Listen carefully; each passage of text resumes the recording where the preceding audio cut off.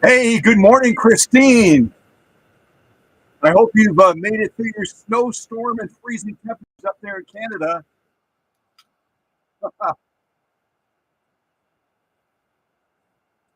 We're going to have that cold weather heading here pretty quick.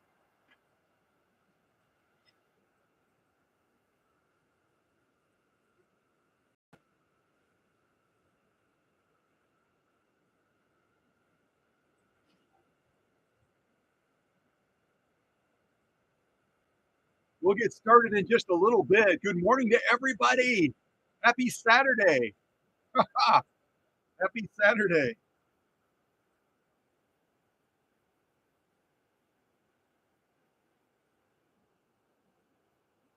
This is going to be a really interesting unboxing today, and I'm going to show you a couple of things before we actually launch into the unboxing. Uh, I'm known I'm known worldwide, but I'm especially known for taking on the most difficult cases. Let me shut off the music for a second. I'm known for taking on the most difficult cases, even as my dear friend Alex Askeroff over in the UK and I were chatting before we went live with the interview that I did with him. If you haven't seen that yet, it's under the playlist VIP interviews.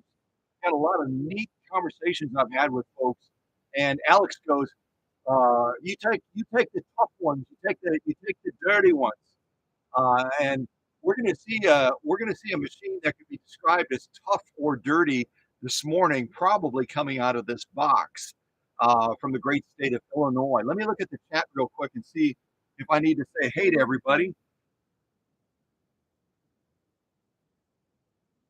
Oh, good morning to Suzanne. Suzanne, good morning, Suzanne, and good morning to Emma. Yeah, and Suzanne has a machine in the workshop right now as well. It's a really cool um, model SAMB out of Japan. It's a dressmaker style machine, weighs about as much as a small car. It's a real heavy machine, and at least I think. Let me double check real quick. I've got so many machines in my head. Let me double check.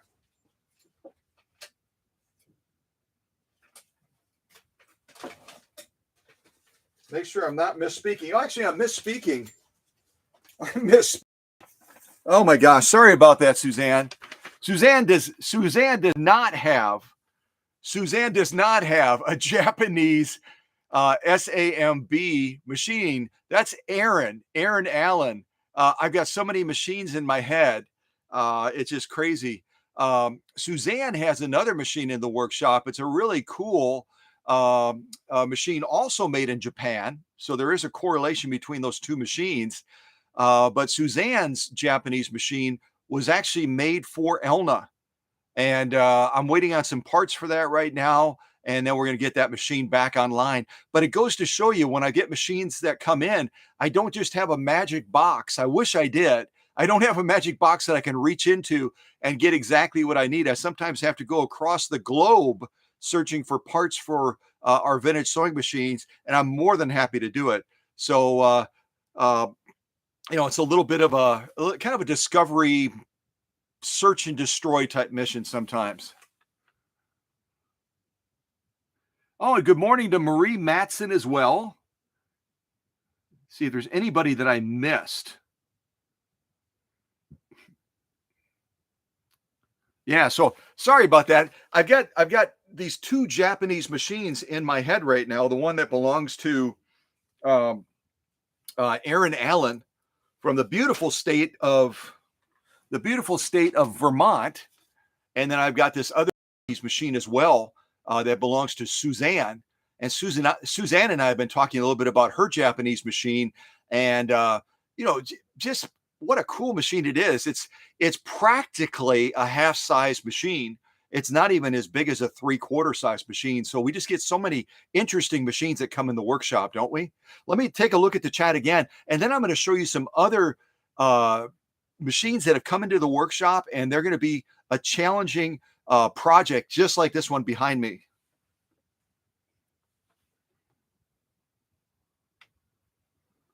So I think I've said hello to everybody. I've said hello to Christine from Canada, Suzanne that has that really cool machine that was made for Elna, and then I've got Emma, Marie Matson, Aaron Allen again that has a super cool uh, Japanese dressmaker model SAMB deluxe automatic. The Japanese, when they made their machines, kind of like Kenmore. Kenmore gives you these super long model numbers. The Japanese love to come up with really long model names. You have to take a deep breath before you try to say the model name. If it was made in Japan post World War II, and those of you that don't know the story, most of you probably do know the story, but those of you that don't know the story, after we bombed Hiroshima and Nagasaki to end World War II, and the Japanese surrendered unconditionally, we then stepped in and tried to help them rebuild their economy. And one of the things that we did to help the Japanese rebuild their economy at the conclusion of World War II is we gave them the designs and the patents for a number of our sewing machines.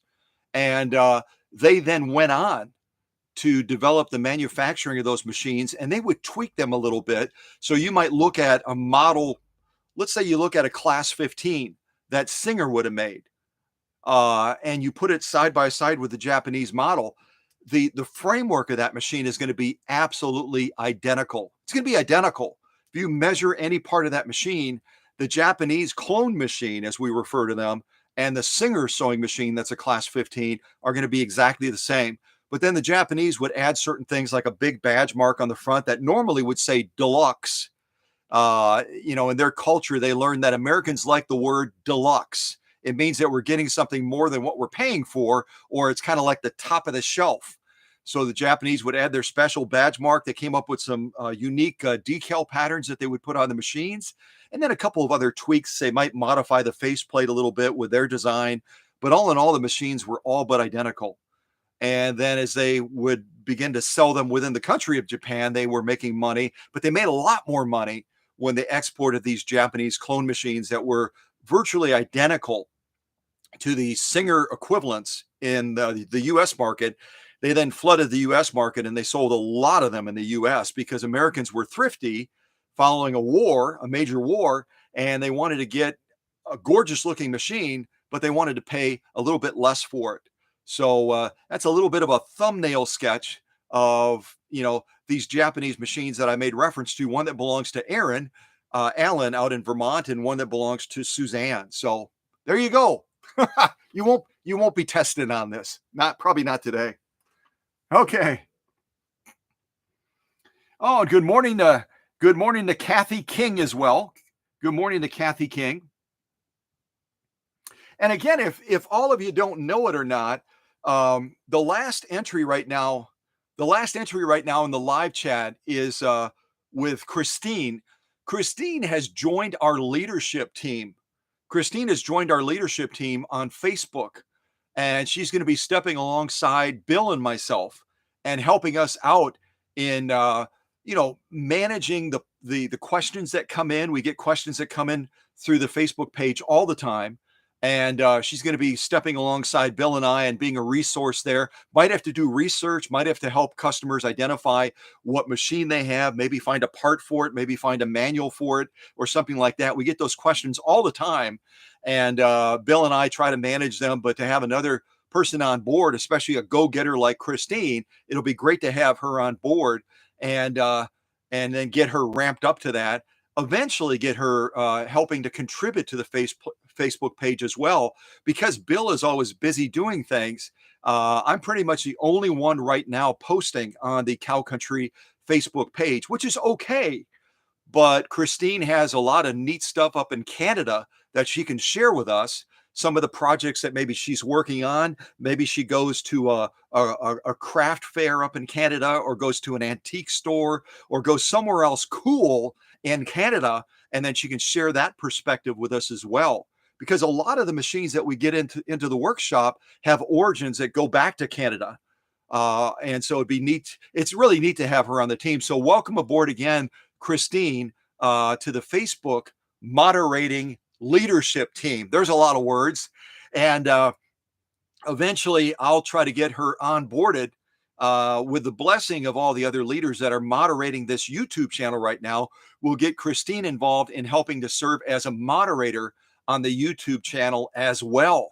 And she's a pretty busy gal. She works in the, I'm not going to give away all of her secrets, but she works in the banking industry up in Canada.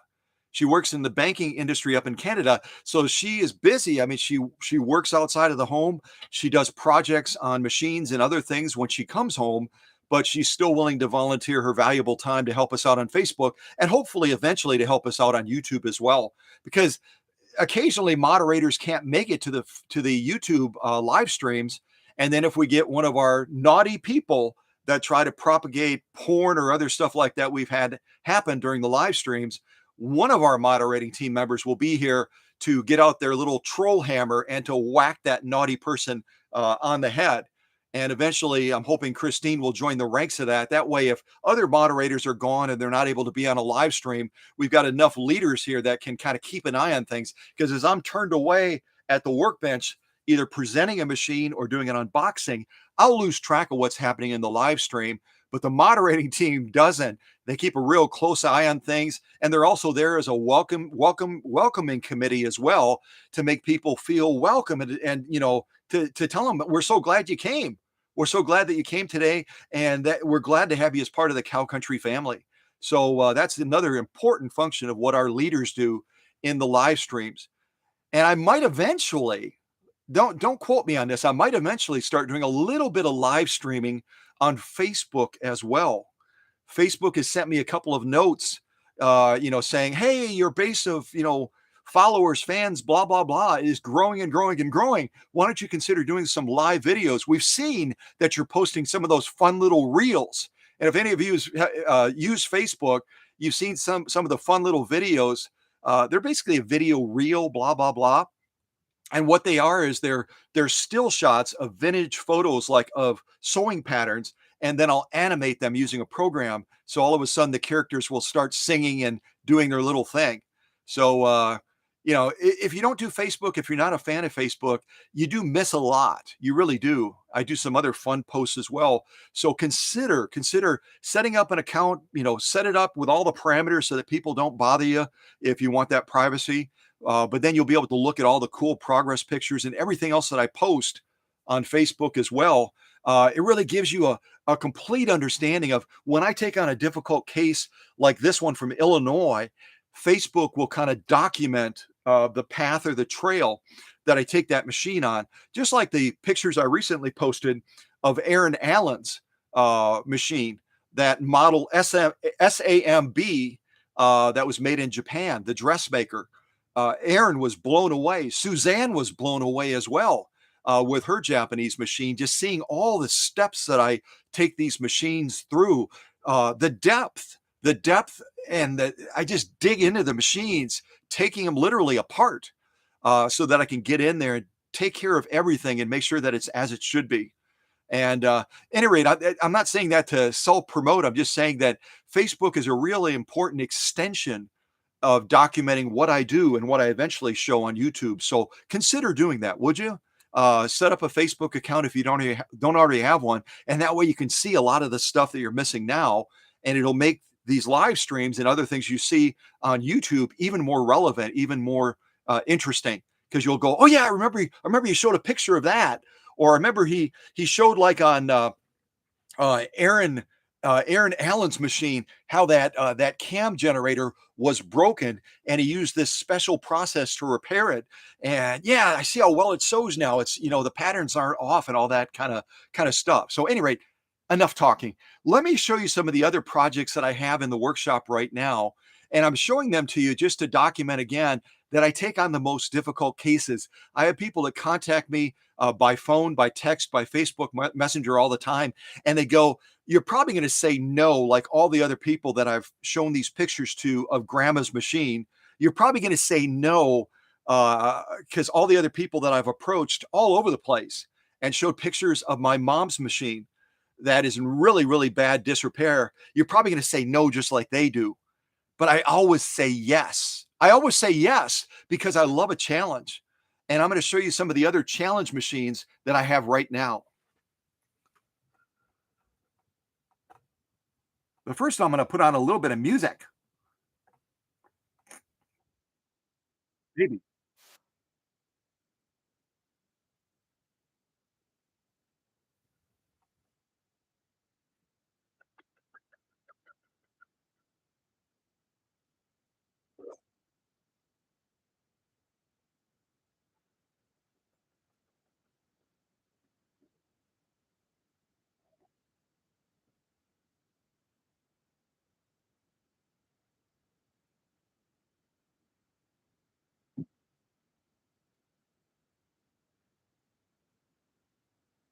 All right. Quiet the music for a second. So this is another machine that I had that came into the workshop. It's actually an old Richmond machine, and many of us have probably never heard of Richmond, but it actually has California roots. I'll kind of show you the beautiful branding mark right here on this Richmond machine. And most of you probably know which bridge that is out in California. Gorgeous, gorgeous machine. And this particular machine belongs to, give me a second, belongs to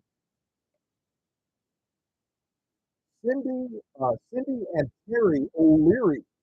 Cindy and Terry O'Leary. And this has been in the family quite a long time. You can kind of see some of the stuff that I'm having to contend with.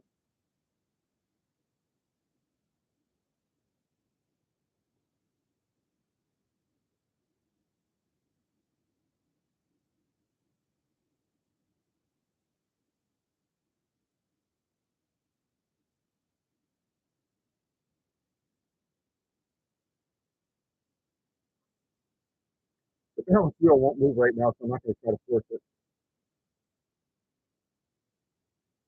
And this machine, if you're curious, and I'm going to have to rebuild the base as well. You can see the base is in a real rough state.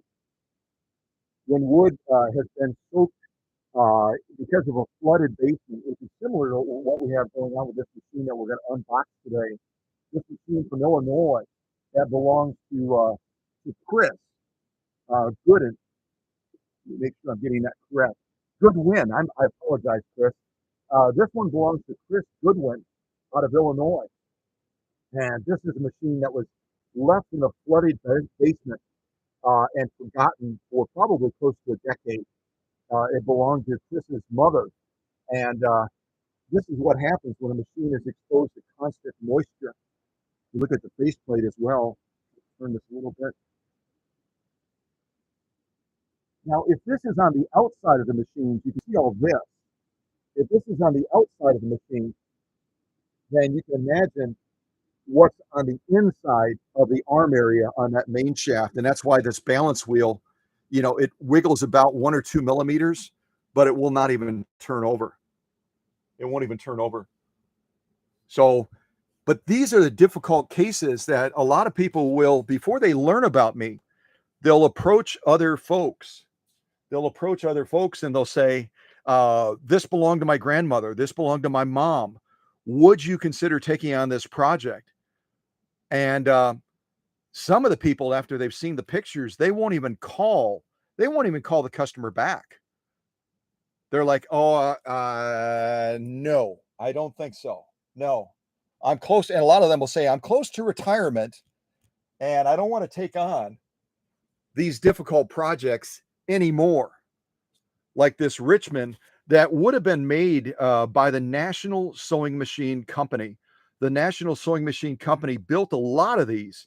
They even built some for Sears and Roebuck, and they would then allow that company that was having the machine made brand it themselves and add their own touches to the machine after they manufactured the body of the machine. But this is one of the cases right now that is pending, and eventually it will go through the workshop magic. It's going to be down in the workshop quite a long time, and then I'll be taking it to the paint shop as well.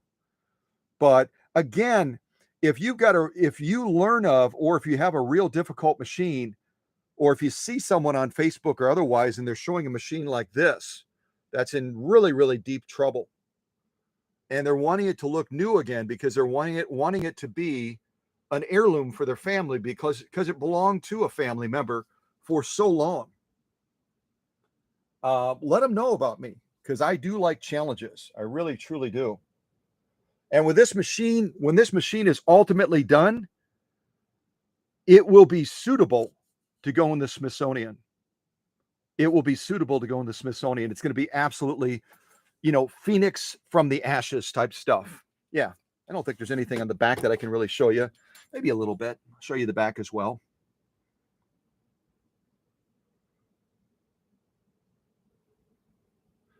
And again, this one belongs to Cindy and Terry O'Leary. Cindy and Terry O'Leary. And this is a shuttle machine. You can see that with the long plate here.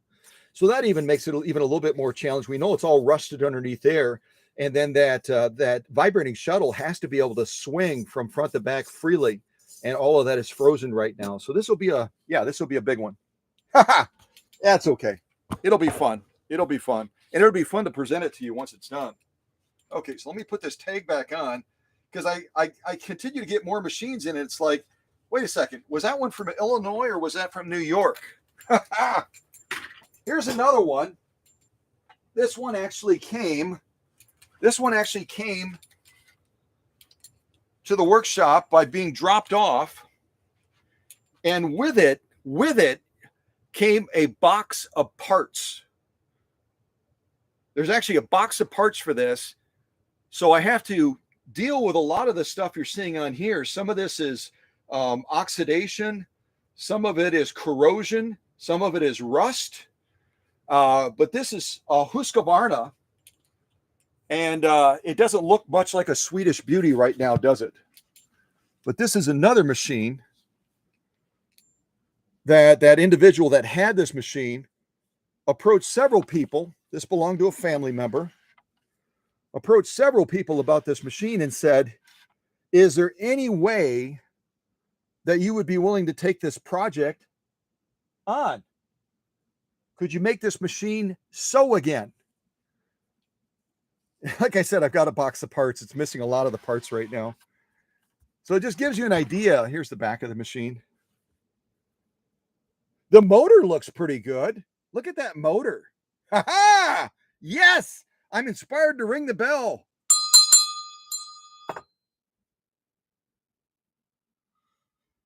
But again, there's every year, every year, there's fewer and fewer and fewer of us that work with vintage sewing machines. And that's why when I meet folks that are interested in learning how to do what I do, I try to share as much as I'm able to share with them to give them an appreciation for taking on, certain challenges with machines. Maybe not to this extent, but certainly, encouraging them to try different things. Christine up in Canada, one of the things that I immediately recognized about her, same thing is true of Emma, same thing is true of Paula and Sunny and others that are regulars in these circles. They're not shy gals. They're not afraid to take on a challenge. And hey, the bobbin case looks pretty good. Look at that. The raceway. So we've got a raceway and we've got a motor that actually looks like it might be pretty good. The rest of the machine, oh boy. So anyway, here's another one that is on the books that eventually I will be able to get to and take care of for this customer. This particular customer is out of Massachusetts. Yeah. Okay. Let me show you another one. This one belongs to a dear friend of mine. Let's see if I can get it facing the right way. This one belongs to a dear friend of mine, Donna Maloney. And some of you that follow what I do a lot, you might remember Donna Maloney. Donna Maloney is from the beautiful state of Tennessee. And I did a Kenmore for her. And I don't even remember the model number now, but I did a Kenmore for her. It was in a real bad state. it also needed some body paint work as well on it, where the UVs and everything else over the years had just destroyed it. But she's the one that got this sewing machine from her mom. She got the sewing, not this one, the previous one I did. She got the Kenmore sewing machine that she had from her mom as a high school graduation present. So it was so sentimental and so significant to Donna down in Tennessee. And I went through and did all my magic on it. It's on YouTube if you want to type in under the search Donna Maloney or something like that, Kenmore. And then you can see what I did to that machine, because I think I showed some of the progress shots as well on the machine. But she was so tickled pink when she got it back. She said it's better than when it was new. And that's the same thing I always try to bring to all these machines, even the ones that I just showed you that look like they're in a horrible state. They're in a horrible state, but the workshop magic can make things new again. And so again, if either you or you learn of someone else that is just beside themselves because everyone's saying no to taking on their family member's machine that's sentimental to them, and they want to restore it as an heirloom, let them know about me, would you? And so let me show you Donna's other machine now. This is on the books. It's been waiting for a while. It's been waiting for quite a while to get onto the workbench. Quite a while. Let's see if we can hopefully have it facing the right way. I don't know if I do or not. I probably have it backwards. I have it backwards. Oh, there we go.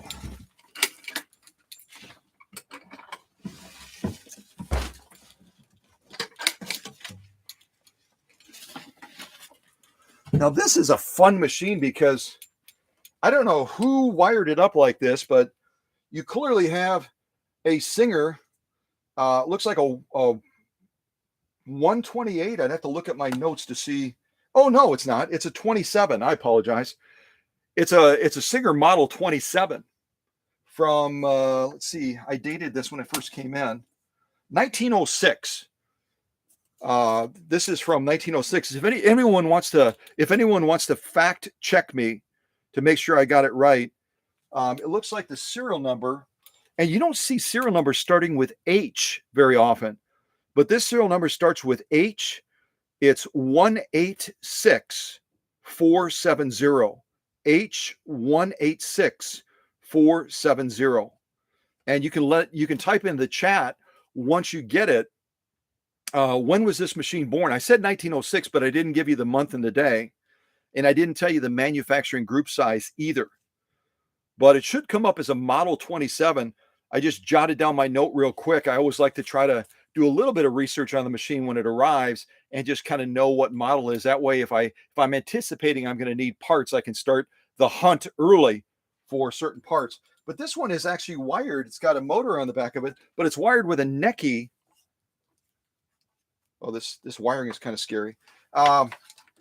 It's wired with a Necky foot controller. And I don't think Donna did this. Donna did not do this. Okay. I almost got it. I'm getting close. There we go. I'll just bring the camera a little bit closer. That's probably easier, isn't it? Then we can get closer to this machine as well. And this one has, all of you know what I'm talking about that work with vintage sewing machines. This one has a real strong, musty odor to it. It smells like a teenager's shoes, basically, if you can imagine. It smells like a teenager's shoes. Yeah. Oh, let me say hello to some other folks because you're getting a first glimpse of Donna's 1906 machine. I'll say hello to Kathy Wiseman. Great to have you as well.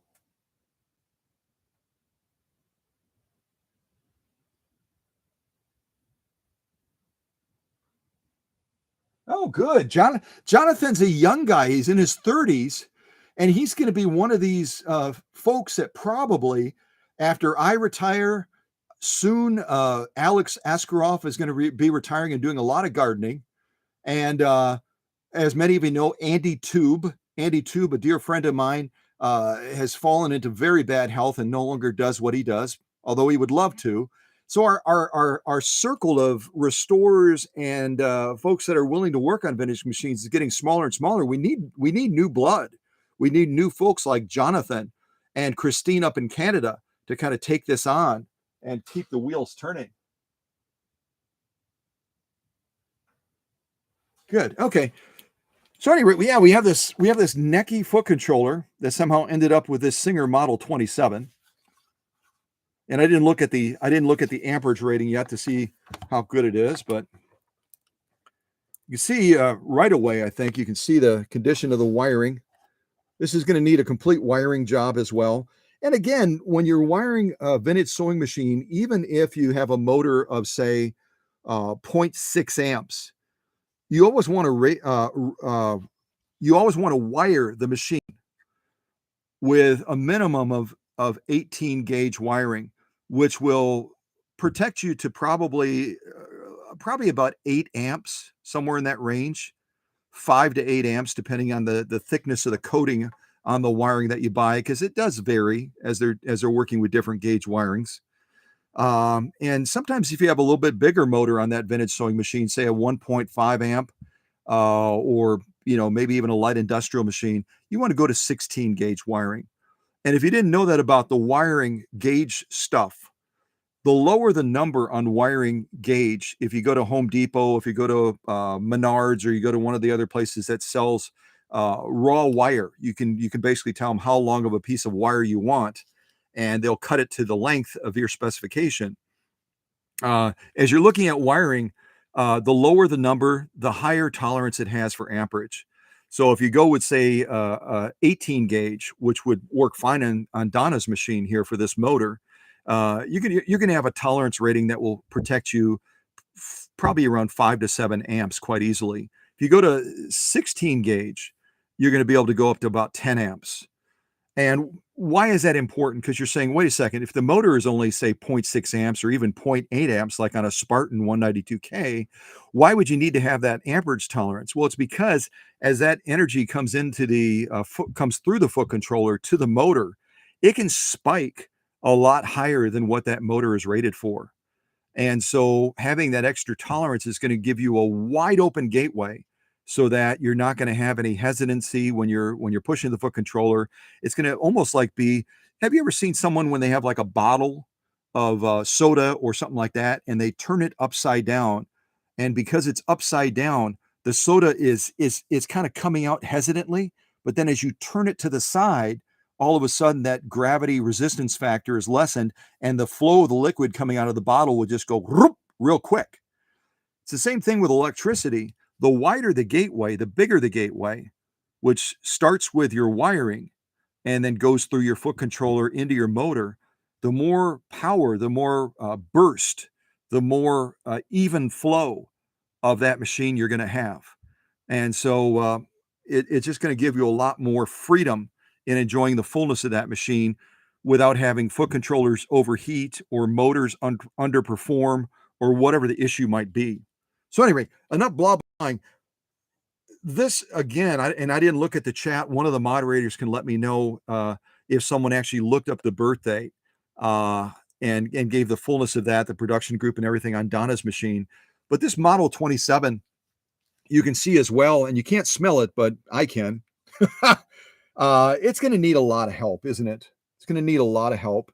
Um, this this is a point right now where the rust has actually gone well beyond the clear coat, gone beyond the paint, and now it's eating into the actual cast metal bed. When you get to this state, it actually starts to compromise the integrity of the metal. It actually compromises the integrity of the metal. So it really is a tedious process, first of all, to halt the rust, to stop the rust in its tracks, and then to begin to rebuild that surface so that eventually this machine can be painted down in the paint shop. And then I can find the appropriate decals to put on her to replace her as a Model 27, and then get all of these other parts of the machine cleaned up as well, like this badge mark, this stitch length controller, the bobbin winder and everything. And obviously all of this has to come off to be hand cleaned and to be hand polished. And in some cases to be re-chromed. It's a very tedious process. And then all of this will have to be taken down all the way down to bare metal, along with the bed, along with the bottom of the machine and everything else. And then it has to be, the metal has to be prepared, make sure that none of that rust remains. Rust is incredibly insidious. Those of you that live in warm climates where you don't really have rust issues with your cars, you really don't get it probably, unless you did live in a cold climate at one time. Rust is incredibly insidious, and it starts from the inside and works its way out. That's where you can have a beautiful looking car, and then all of a sudden you'll see little rust spots starting to appear on the paint surface. Underneath, it's like the iceberg thing. Underneath, there's already a huge amount of rust, and it's just starting to work its way through. So on machines like these and the other one that you saw as well, I've got to start on the inside and work my way out to make sure that the rust issue is mitigated. Otherwise, I'll get the machine done. It'll be gorgeous. Donna will have it in a prominent place in her home so that everyone can see this gorgeous restored Model 27. And then a couple of years down the road, all of a sudden that rust will start to work its way from the inside out again like a cancer, and will start to eat away at the paint and the metal, and then eventually work its way all the way through the clear coat, kind of like what you've seen here. So restorations is not just a matter of getting some paint stripper and taking the paint off and then trying to paint the machine again. There's so many other steps involved in making sure that that machine is prepped properly to receive that new facial, that new makeover before you ever get to that point. That's where sometimes you can, if any of you ever bought used cars like me, and you'll look at that car when you'll go there and you'll look at that car and you're thinking about buying that car, right? And then all of a sudden you'll notice that that rear quarter panel has been repainted. They did a pretty good job of it. And then you'll kind of push on it a little bit and your finger will go right through the metal, because what they did is they spray painted right over the rust. And from a distance, it doesn't look bad, but as you scrutinize it a little bit more, all of a sudden it's apparent that there's a real problem underneath the surface. That's why when you do a proper restoration on a machine like Donna's, this Model 27, you have to start on the inside and work your way out. Otherwise, all the work that you put into it is going to be for nothing. Okay, turn it around a little bit, show you. And this is actually, you can see right now, it's actually separating from the base. The base is in a real bad shape as well. See if I can get it back on there. Let me set the camera down.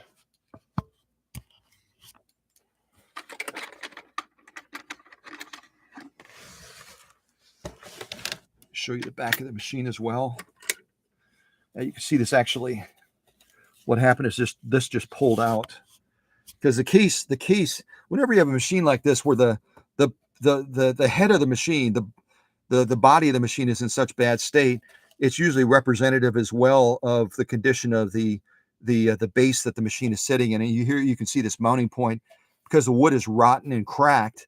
It actually just pulled right out right now as I was moving it.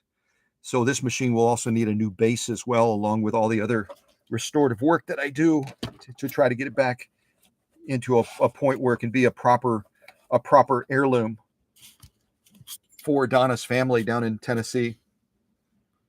So anyway, I appreciate your patience as I've shown you some of these machines that I also have that are going to be eventually under my care and going through a restorative process. I just totally pulled that out. Gumdrops. Sorry, Donna, I broke your broken base thing. Yeah.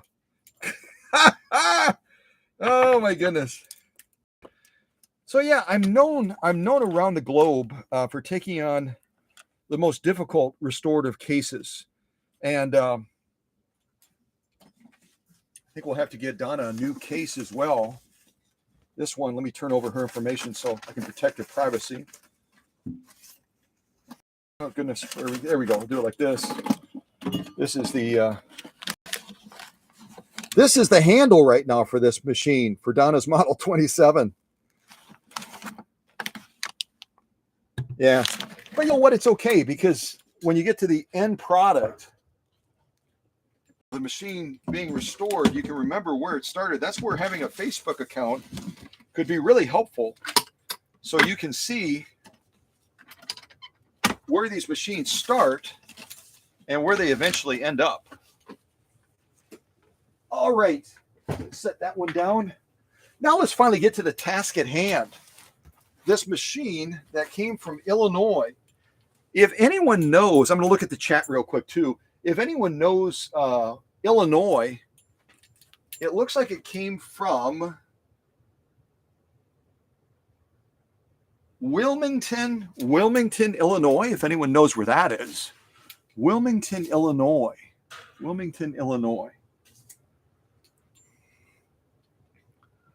All right, let's see if there's anybody else I need to say hello to. I said hello to Christine already. I said hello to Kathy. Oh, actually, I didn't. We have two Kathys. We have Kathy King and we have Kathy Wiseman. Hello to Kathy Wiseman as well. Oh, and it looks like, I'm not going to say who did it first because I tend to mess that up because I'm not looking at the full chat. But I see that it looks like Christine came up with February 6th, 1906. And that's absolutely correct for Donna's Model 27, February 6, 1906.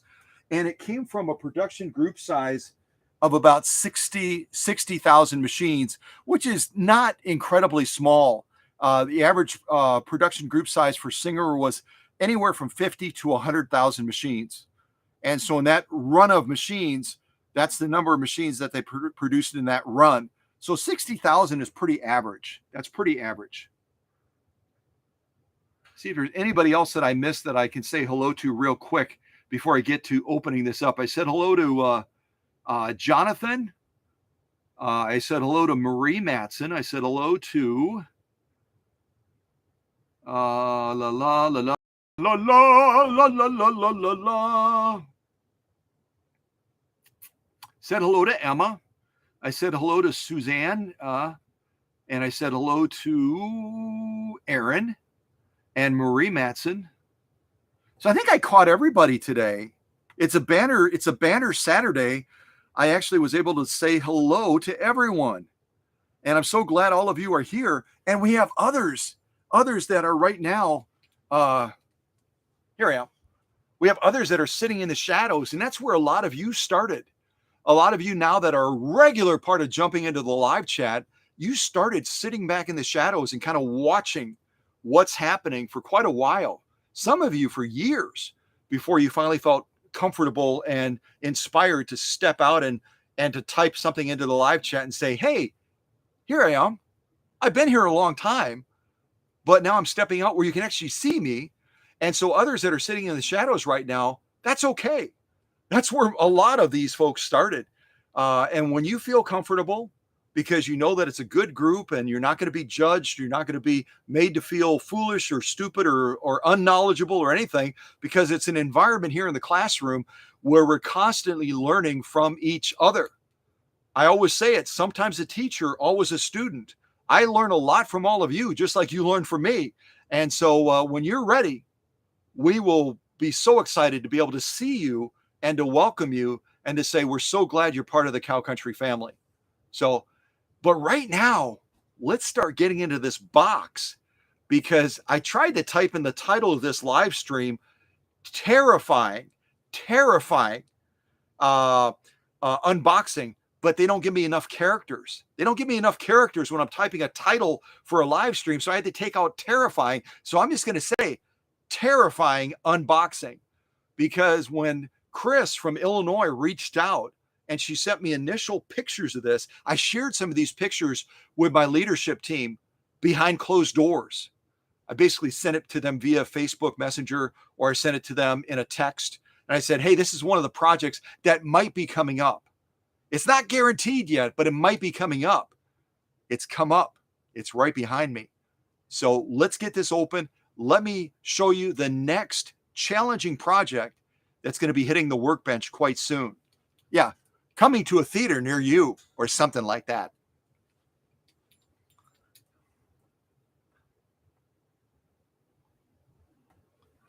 Okay. How about a little bit of music while we're doing this?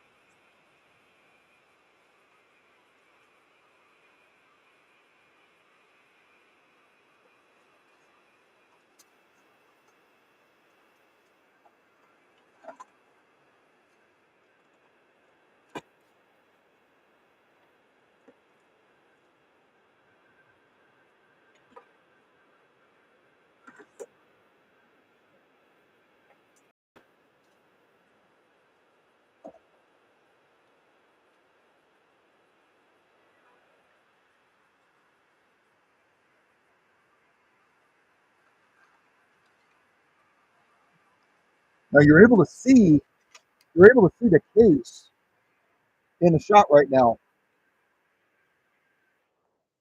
You're able to see the case right now in the shot. You can see the handle.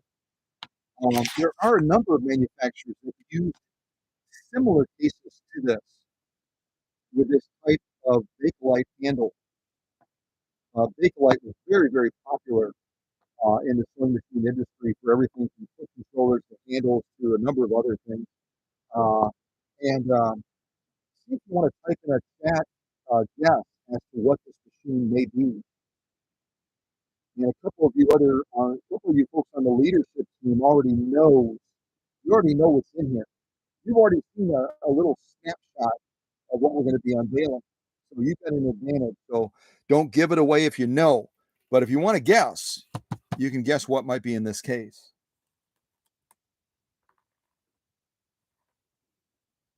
And even the case as you're looking at it, kind of tells a tale of, I haven't had an easy life.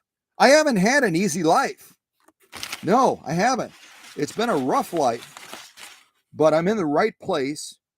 Scott is going to do me right, and I'm going to be able to head back to Illinois looking like I'm ready for the Smithsonian, because that's what our goal is going to be for this machine that we're going to be taking out of here very shortly.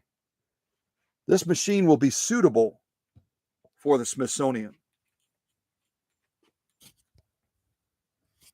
Now you might say, or maybe you won't say, well, Scott, you're talking a good talk, buddy. You're talking a lot. You're talking a good talk. But what do you know?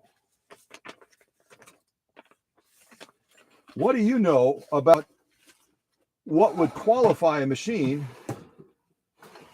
to be suitable for the Smithsonian? I'm actually looking for something right now, and I'm not having much success.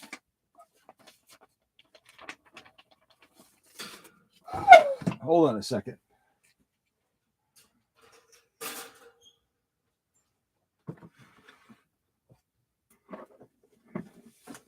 I tend to move things around when I'm in the workshop, so I sometimes misplace things. And I think that's what I did. Pretty sure that's what I did. Oh, gumdrops. Well, any rate, I'll have to show it to you at another time once I find it again. Shows you that I don't put a lot of credence in the accolades of stuff like that, but oh, I found it finally. I had it buried under a bunch of stuff. So you might say, well, Scott, what do you know about what makes something suitable for the Smithsonian? Some of you know that last year, if you look at this letter that was sent to me, I had a machine that I presented to the Smithsonian that they accepted. So Cow Country has a machine in the Smithsonian out in Washington, D.C. This is a letter they sent me with some other doodads and best wishes and blah, blah, blah. Assistant Director of Collections and Archives, blah, blah, blah, blah, blah, blah, blah. But this is kind of considered the pinnacle of something that is just so amazing and so fantastic. And that's the level that I want to bring Chris's machine to, so that it can become a family heirloom. Yeah, you can see, I don't put a lot of credence in the accolades like this, because the Smithsonian has millions and millions and millions and millions and millions and millions of items that they've taken in. It's still an honor to get something accepted to the Smithsonian. But the reality is, this machine that I donated, which happened to be a 1958 Singer 222K, which is the free arm version of the Featherweight. Will it ever be on display? Probably. Will it be on display in my lifetime? I have no idea. But it's still cool to be able to know that I was able to get that done and be able to do that. So anyway, I'll put this back in the pile that I couldn't find it in the first place. and we can forget we had this conversation because I want to focus on the work in the machines, not stuff like this. This is just an accolade. And yeah, all right, back in the pile, back in the pile. All right, let's put on a little bit more music.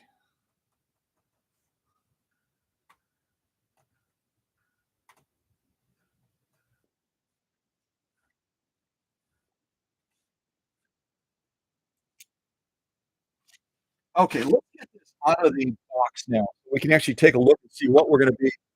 What are we going to be working with?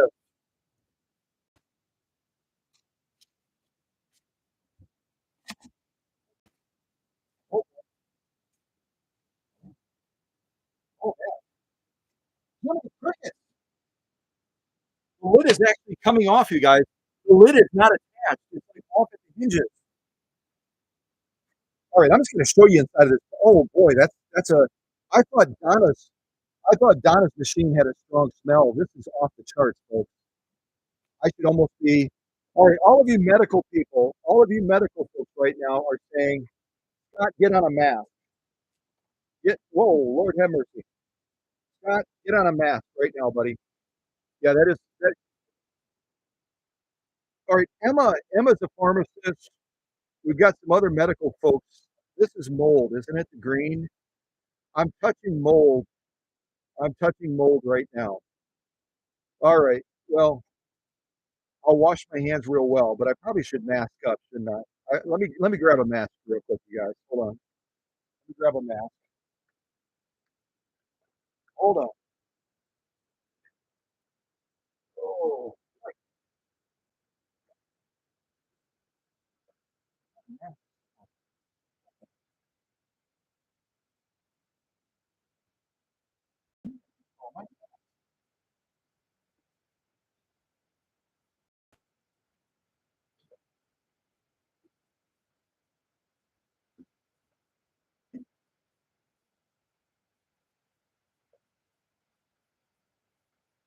isn't it funny?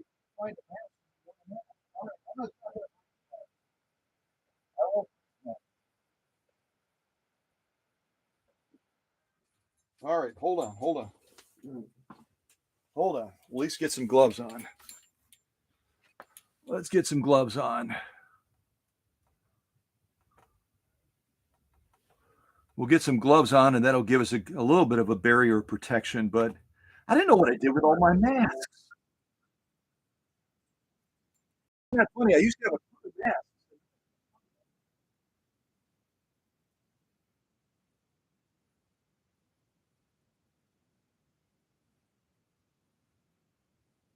We're kind of post. We're kind of post COVID now. We're post COVID, and so we're in that mindset of we need to have our masks all the time. I still see people wearing them on public, but I don't wear mine all the time.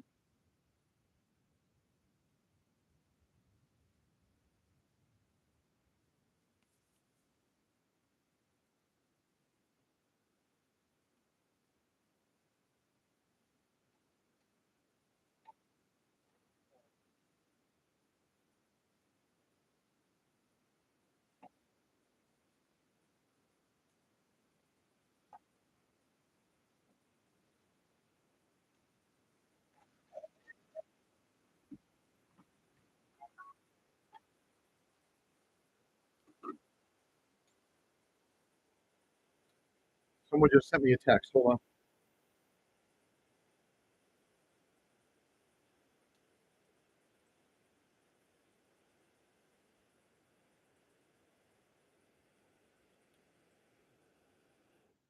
Okay, Emma just sent me a text saying sound is muffled.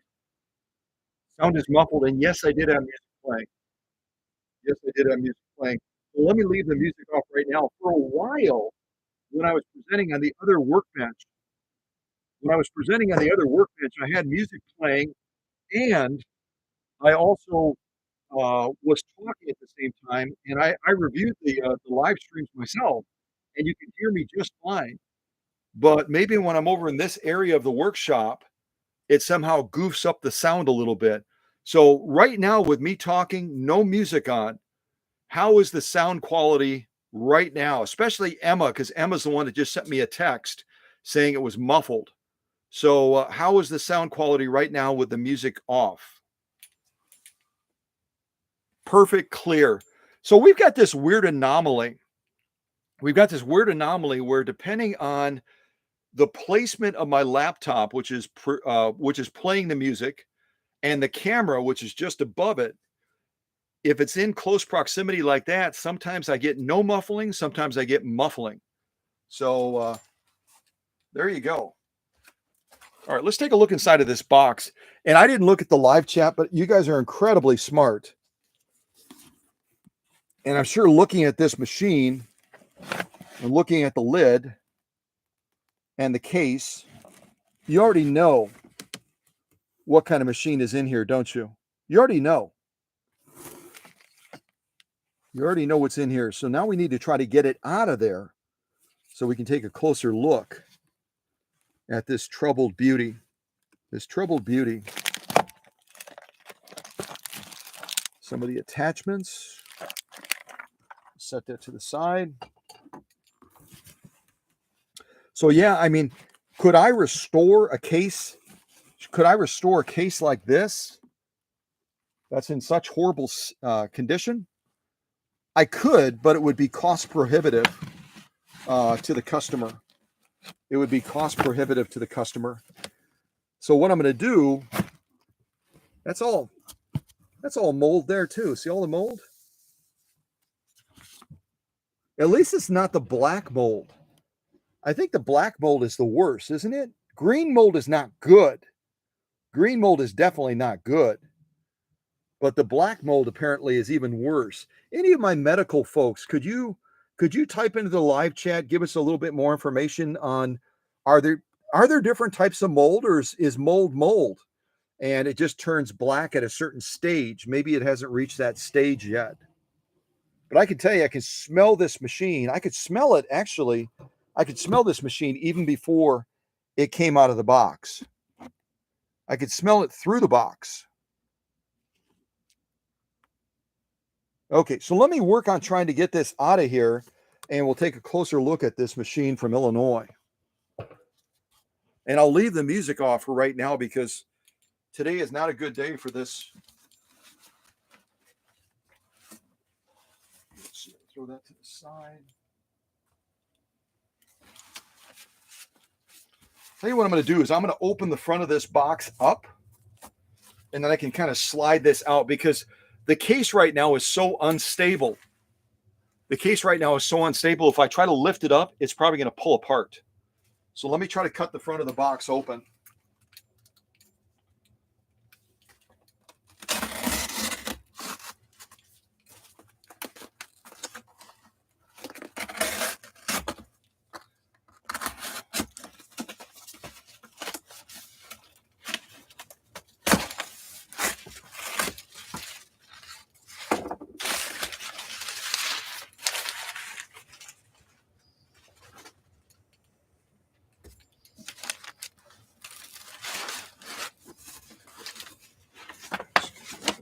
There.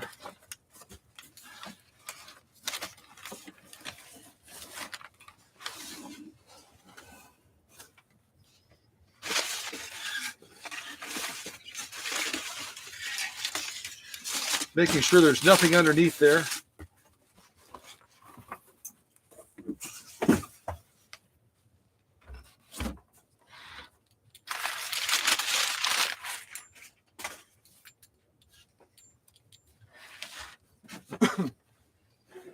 You know, it's psychological. It's psychological right now because I'm looking at all of the mold. I'm looking at all I'm looking at all the mold on here.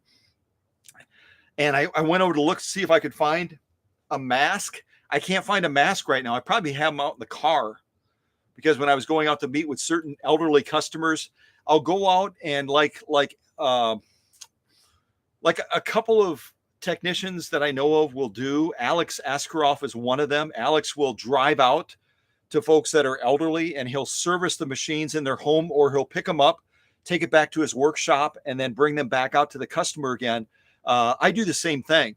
I've been doing it for years now. And when I would go out to see some of these elderly folks, even though I knew I didn't have COVID, even though I knew that I was safe, I would wear a mask anyway because it gave them a sense of reassurance, especially in the thick of COVID and all that.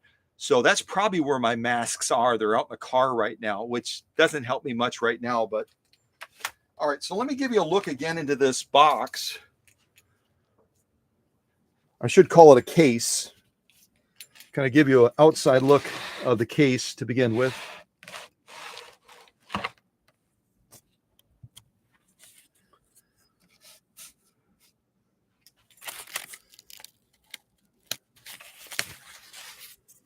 So if you ever wondered what a container like this looked like on the inside underneath the skin, there you go.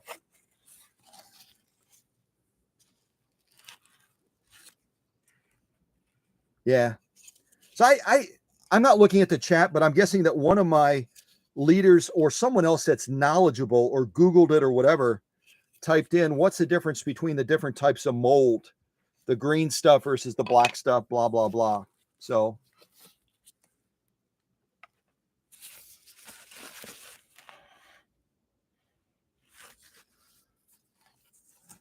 there's the case. And you can see a lot of mold. We got rust here where the foot controller would mount to go inside of the case. So we've got rust, we've got mold, we've got mildew. We've got, Lord knows what else we've got. We've got all kinds of stuff. Now, here's an interesting light, isn't it? That's an interesting light. One of the good old-fashioned, almost becoming something that would be appropriate for the Smithsonian. One of these old incandescent light bulbs. And this would presumably would have been a light that Chris's mother would have used to make the visibility of the bed a little bit clearer, huh?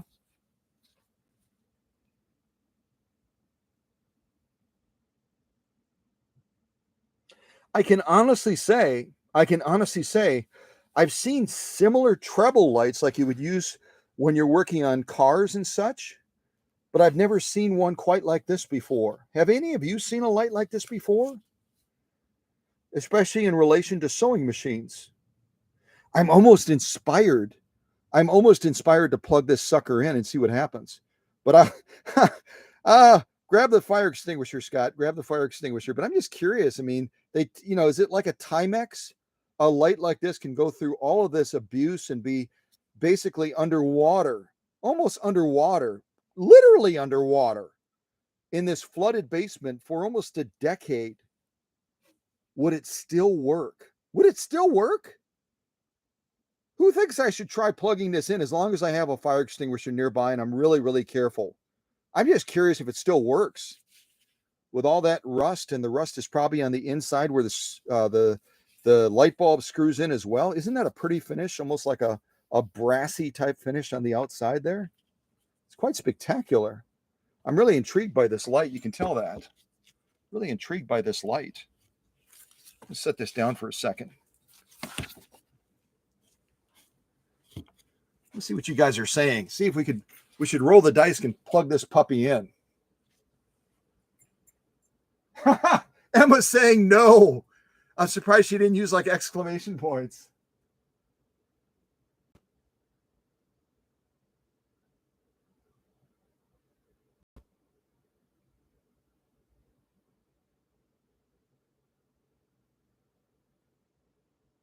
Oh, and Erin is typing in about her Japanese machine, the Sam B model. And she's saying she didn't send the case because she thought it would be too stinky. One product that I've used, let me show it to you real quick. One product that I've used that I've had good success with. And it's available at major retailers like Walmart and similar places to that. But if you've got a case that has that kind of that musty, stinky smell to it, like Erin is describing about her Japanese machine that I'm almost done with now. check out this product. Check out this product. Let me back the camera up and see if I can get a shot of it. Let me look at the screen. Let me back up the camera a little bit more.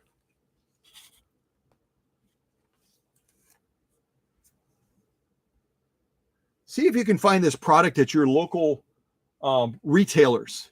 It's called Odoban. Odoban eliminates odors. It also disinfects. It also kills germs.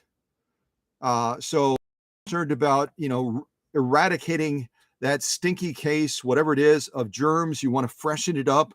You want to disinfect it. You want to make sure that it's just a safe thing to handle, so you don't have to wear gloves like I am right now with Chris's Illinois machine. Consider picking some of this stuff up.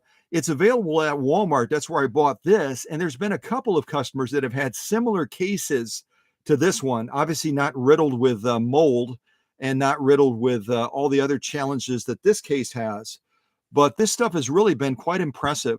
What I do is I, obviously with the machine out of the case, is I will spritz this on that cloth surface of the case, let it kind of soak in. I'll close the lid so it's a closed container. And then I'll also spray some of this on a piece of paper towel, and I'll drop that into the case as well. So it's wicking that odor into all the little crevices and the pores of the case as well. And the feedback from the customers I've done it for has been very, very positive, even long term. Even long term, it seems to really make a huge impact.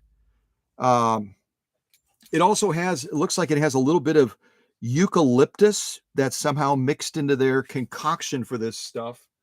Eucalyptus, as you know, they use it in spas. It kind of opens up your bronchioles, and it allows you to breathe better, breathe deeper. It's supposed to be really therapeutic stuff, right? So they've incorporated eucalyptus into this stuff as well. And yeah, I've had some good success with it. Is it absolutely perfect? No, but it's much better than some of the other stuff out there on the market right now. This is also, as far as I understood in reading the particulars, it's also all natural. It's organic in its general substance, so it's also safe. It's environmentally friendly and all that kind of stuff. And it doesn't just mask the odor. It does something to try to eliminate the odor. They said it, so it's got to be true. Eliminates odors.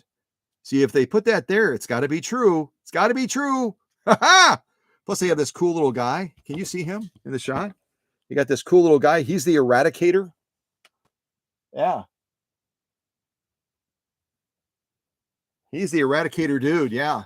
So anyway, give this a try. It's not going to help this case because this case is so far gone. You can see this case is so far gone. It's so riddled with mold and everything else. This is not. This is like putting a Band-Aid on, a dermal ulcer that's oozing all kinds of stuff. Yeah. For any of you that are medical, you know what I'm about.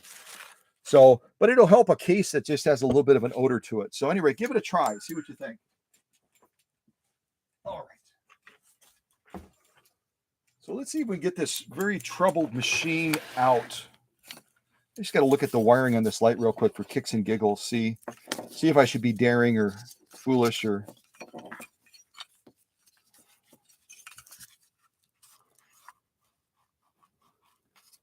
Sometimes you'll have the socket of the bulb kind of break off in there. Just checking to see that it's not broken off, because then you've got wires touching each other.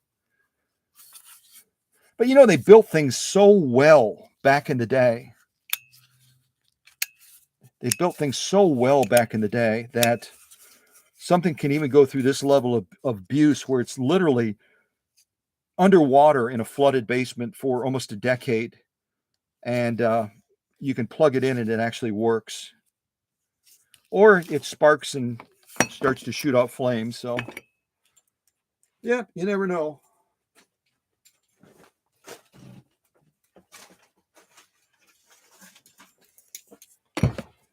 All right, let's see what we have here.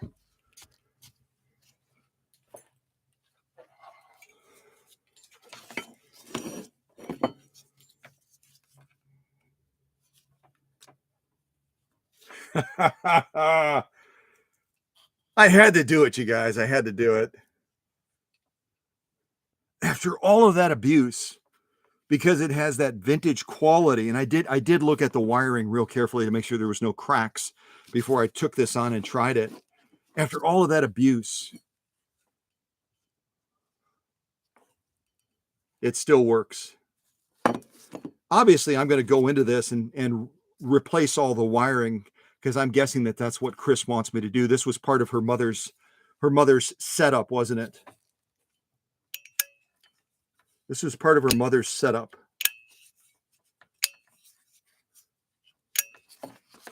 But it just goes back to showing you the quality that they poured into the items made back in the day, where you could take a contemporary version of a light like this and soak it in the basement for 10 years underwater and try to plug it in, and it would not work. This one does. So I think that's kind of cool. All right, fire extinguisher away. All right. Let's get this out and take a look at her and see what we think.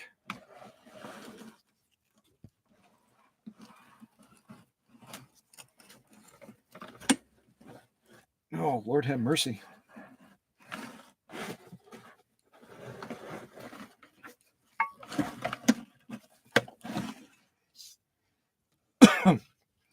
All right, it's psychological. I'm not coughing because I'm not coughing because I'm breathing in mold spores. I'm coughing because I'm looking at this and I'm going, good gravy. What have I gotten myself into? Oh, goodness. What a hoot. Oh, wow. Wow. Okay. Let me show you the case again, too. We'll kind of look into this case now that we pulled what obviously is a featherweight. We pulled this featherweight out. So again, if you've been curious, in your featherweight case, what's underneath that cloth material that they put on there to make it look pretty? This is what you've got underneath it. It's almost like a balsa wood. It's not a super strong wood, but it's layered, almost like a press board. And hopefully yours doesn't have all this mold underneath that cloth, because that's not a good thing. That's not a good thing, is it?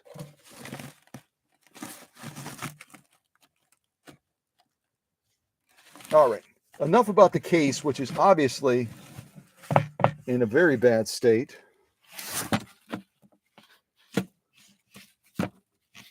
By the way, if your case goes like this, it's not supposed to do that. Oh, it's not supposed to do that, folks. Don't. If yours does that, get a refund. Get a refund. Oh, boy.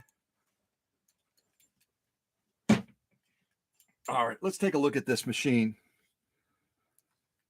Let's take a look at this machine that came from my friend Chris down in Illinois. Now, most of you know that I refer to the featherweights as the princess of singers. I refer to the featherweights as the princess of singers. If this is a princess, she needs to go to the spa straight away.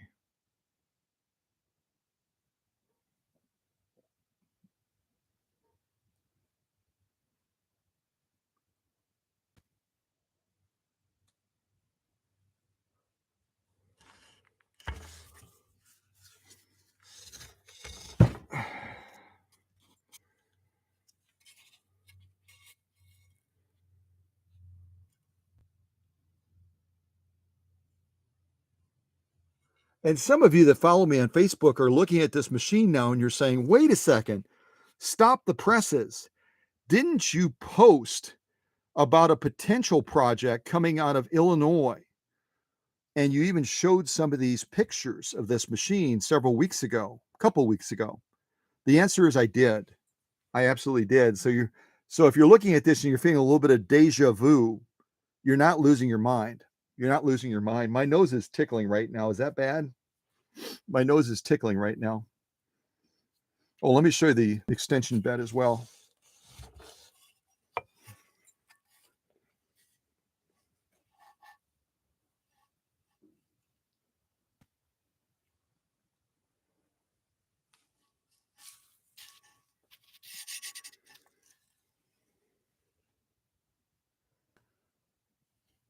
Now, some of you know Philia from Missouri. She had posted all of those detailed pictures of the featherweight, the Centennial featherweight that I prepared for her and sent it to her for her quilting business. And it didn't look anything like this other than the general form. It didn't look anything like this.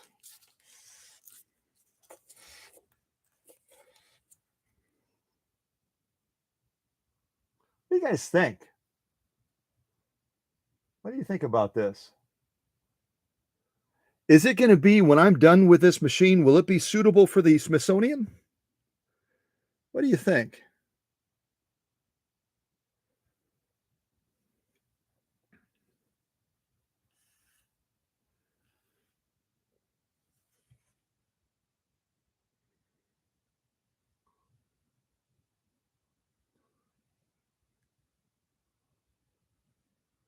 But this just shows how damaging water can be, right? And if any of you are looking at this, and maybe you own a featherweight, and you're saying, I've got a badge mark like that, but I don't have that little plate right there. What's going on? Why doesn't my featherweight have that plate that says 221 dash right there? Let me get closer.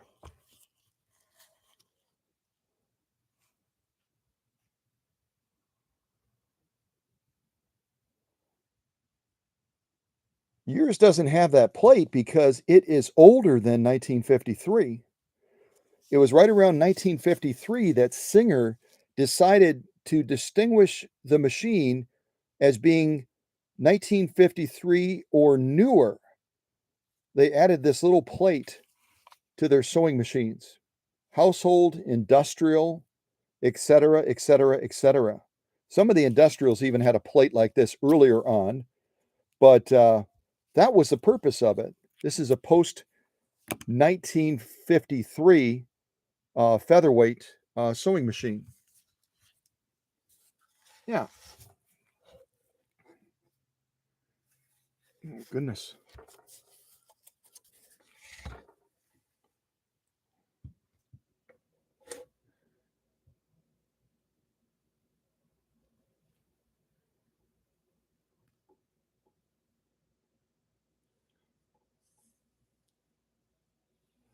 I've got a question for all of you, and I'll actually look at the live stream to see what your response is. Question 1 is, what is the featherweight made of? What kind of material did they use to make this machine?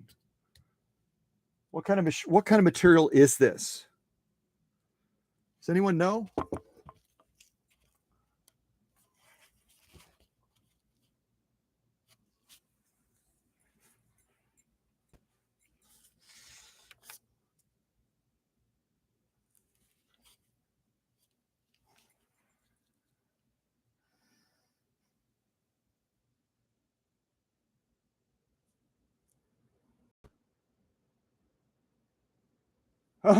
Susie from Italy, with that pretty face as an icon on her on her chat, is saying, "Take it to the landfill.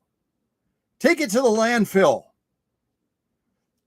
See, I love when folks say that. I love when folks say that, because when they see this machine after I'm done with her, after she's gotten her workshop and paint shop magic, they're going to say, oh my goodness gravy, I cannot believe that that's the same machine.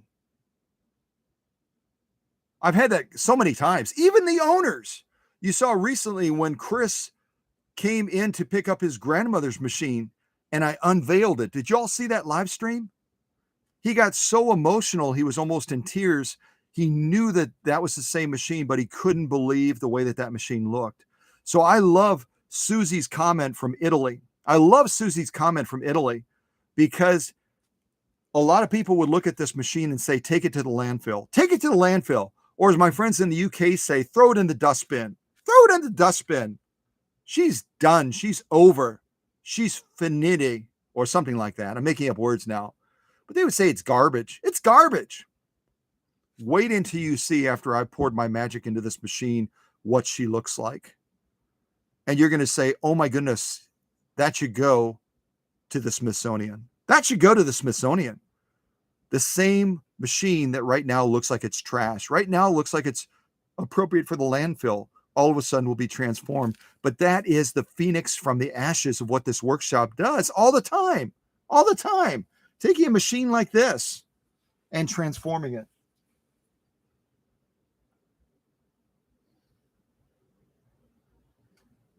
So yes, this featherweight is cast aluminum. Next question for you. Next question is, does aluminum, if exposed to extreme conditions, like sitting in a flooded basement underwater for about 10 years, can aluminum rust?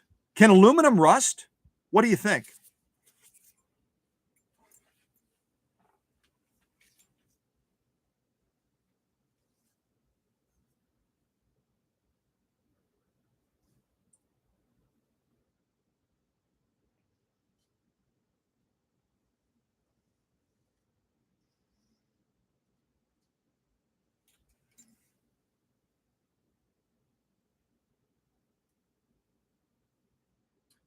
Kathy is saying it can warp.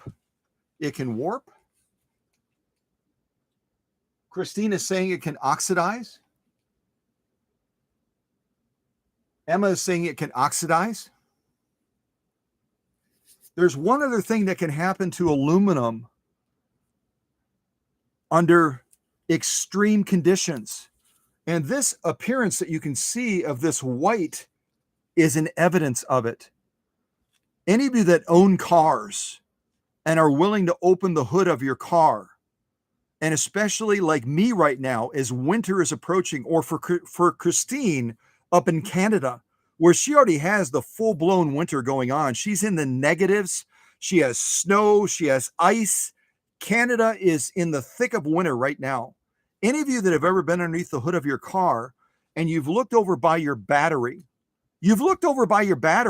and you look at the cables, because your car sometimes when you go to start it, it does something weird. It does something weird, almost like it doesn't want to start, but then it'll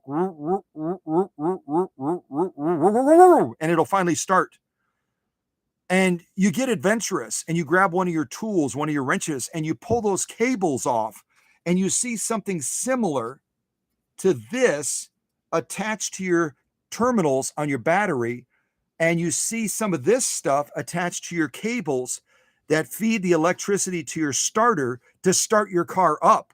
What is that stuff on the battery cables? What is that on those battery that can totally mess you up and leave you address it as the weather gets colder and colder and colder? What is that stuff? I'm going to look at the chat.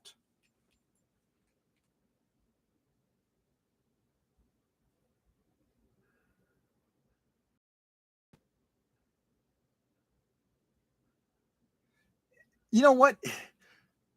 Oxidation is a great descriptive term, but what this is, right, this aluminum and what you see on your battery cables is actually corrosion, which is also a chemical process that it results in. Now, the problem with corrosion versus oxidation is corrosion, if it's left unchecked, can actually start to change the molecules on the aluminum and start to eat into those molecules. The oxidation change the appearance and the surface, and it can be mitigated fairly easily. But corrosion, which is what happens to aluminum when it's exposed to extreme elements, like being submerged for an extended period of time, that corrosion can actually damage the aluminum, because aluminum is generally a fairly soft metal. It's got a high melting point, but it's a fairly soft metal. And as far as the molecule structure of aluminum, it it's a little bit more vulnerable to penetration from the corrosion that can occur when the circumstances are extreme. And you can Google that if you want to verify. I always say we need to fact check each other, but I did my homework before this live stream. I wanted to know. I wanted to know. And so if you Google, 1 second, what is the effect of corrosion on aluminum? According to Aluminum, if aluminium is exposed to very strong acid or alkaline environments outside the pH range 4 to 9, violent corrosion will occur in the form of metal pitting. Bases break down the aluminium faster than acids. For example, concentrated caustic soda reacts so violently with aluminium that it can start to boil. So if you Google this, what you're going to find is that aluminum doesn't rust, but it can begin to corrode. And I just Google it again right now with the same thing of what's the effect of the corrosive elements against aluminum. It starts to get this white, chalky appearance to it. And what that's an evidence of is that there's a chemical reaction occurring with that aluminum because it's been exposed to that wetness so long. It's compromised the clear coat, it's compromised the painted surface of the machine, and now it's starting to compromise the aluminum itself. So aluminum is a wonderful product. It's a wonderful metal.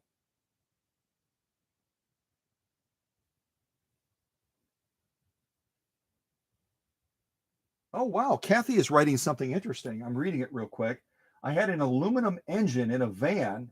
The cooling fluid ate up the inside. The cooling fluid, which is supposed to, if you don't know much about engines, it sounds like Kathy is knowledgeable about engines, which is really, really cool. But there's basically a jacket. There's a jacket around most motors, and flowing around that jacket is coolant from your radiator. It kind of passes in the colder climates. It passes through that heater core. It gives you heat in your cabin area, so you're comfortable, and then it recirculates back to that radiator again, where there's fans to cool it down, and then it goes back through that process again and going around that jacket to wick the heat away from the motor. But Kathy had a van where somehow that coolant actually destroyed the motor. But the point is, aluminum is not safe. A lot of people think, like the Saturn cars and some of the other cars. I'm trying to think of some of the other cars that were made out of aluminum. Wasn't the DeLorean that was in the movie Back to the Future? Aren't DeLoreans made out of aluminum too? Unless I'm mistaken. But everyone thought aluminum was absolutely bulletproof.